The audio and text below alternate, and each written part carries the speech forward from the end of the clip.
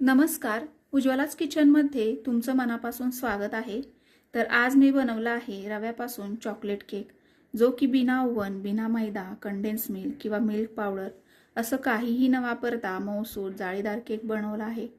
त्याचबरोबर घरातल्याच वाटीचं, चमच्याचं मोजमाप घेऊन हा केक बनवला आहे। इतका सोपा केक जो की कोणीही बनवू शकेल। तर मग रेसिपीला सुरुवात करूयात। त्या अगोदर तुम्ही जर चॅनलला आत्तापर्यंत सबस्क्राइब केलं नसेल तर जरूर सबस्क्राइब करा। त्याचबरोबर व्हिडिओला लाईक नक्की करा। तर सुरुवातीला आपण केकचं मिश्रण तयार करून घेऊयात।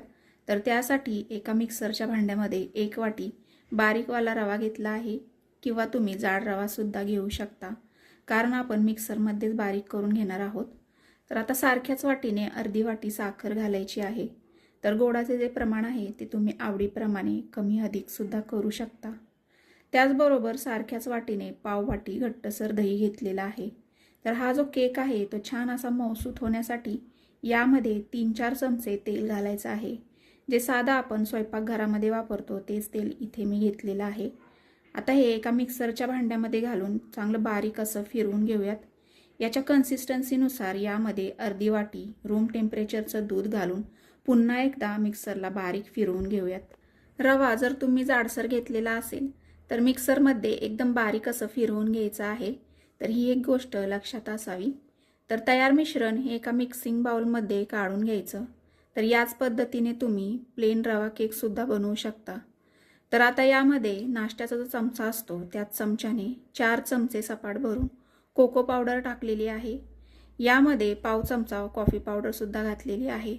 त्याचबरोबर केकला छान असा फ्लेवर येण्यासाठी 4 ते 5 थेंब इतकं व्हॅनिला इसेन्स घातलेला आहे। यामुळे केक जो आहे तो बेकरीमध्ये जसा मिळतो अगदी तसाच बनवून तयार होतो। आता हे घातलेले सगळे जिन्नस व्यवस्थित मिक्स करून घेऊयात। अजिबात गुठळ्या होणार नाहीत इतपत याला मिक्स करून घेणार आहोत। मिश्रण हे मला थोडंसं दाटसर वाटत आहे, त्यासाठी यामध्ये आणखी 3-4 चमचे दूध घातलेलं आहे। तर पुन्हा एकदा मिक्स करून घेऊयात। तर याची कन्सिस्टन्सी तुम्ही बघू शकता। तर आता गॅसवर एक कढई ठेवलेली आहे, ज्यामध्ये आपण केक बेक करून घेणार आहोत। तर यामध्येच एक स्टँड ठेवायचा आहे, जेणेकरून टीनला व्यवस्थित हीट पोहोचते। तर ही जी तयारी आहे ती अगोदरच करून घ्यायची आहे। तर आता यामध्ये अर्धा चमचा बेकिंग पावडर आणि पाव चमचा खाण्याचा सोडा घातलेला आहे। त्याचबरोबर यावर चमचाभर दूध घालून व्यवस्थित मिक्स करून घ्यायचं आहे।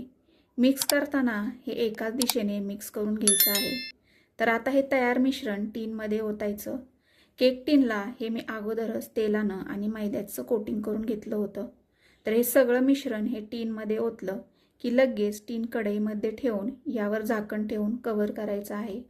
तर आता गॅसची फ्लेम ही लो ठेवून 40 ते 45 मिनिटं केक हा बेक करून घ्यायचा आहे। त्यासाठी कढई ही चांगली गरम होणं महत्त्वाचं आहे। तर 40 ते 45 मिनिटांनी गॅस बंद करून 5 मिनिटं हे असंच झाकून ठेवायचं आहे। त्यानंतर पूर्णपणे थंड झाल्यावरच केक हा टीनमधून काढून घ्यायचा आहे। मी सुरीने वगैरे चेक नाही केलं, कारण एवढ्या वेळेमध्ये व्यवस्थित केक हा बेक होतो। केक पूर्णपणे थंड झालेला आहे। तर आता केक टीनमधून काढून घेऊयात। तर त्यासाठी सुरीच्या साहाय्याने याच्या कडा ज्या आहेत त्या मोकळ्या करून घ्यायच्या आहेत। तर केक जर पूर्णपणे थंड झालेला असेल तर लगेच टीनपासून वेगळा होतो। तर आता एका ताटामध्ये काढून आवडीप्रमाणे केक तुम्ही कट करू शकता। स्क्वेअर शेपमध्ये कट करू शकता किंवा अशा पद्धतीने सुद्धा कट करून घेऊ शकता। तर बघू शकता किती मस्त अशी जाळी पडलेली आहे केकला। एकदम मऊसूत असा हा केक बनवून तयार झालेला आहे। हा जो केक आहे तो तुम्ही असाच खाऊ शकता किंवा चहासोबत तर एकदम भारीच लागतो हा केक।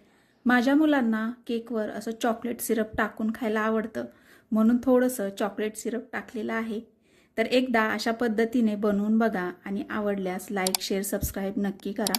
तर पुन्हा भेटूया अशाच एका नवीन रेसिपीसहित। तोपर्यंत धन्यवाद।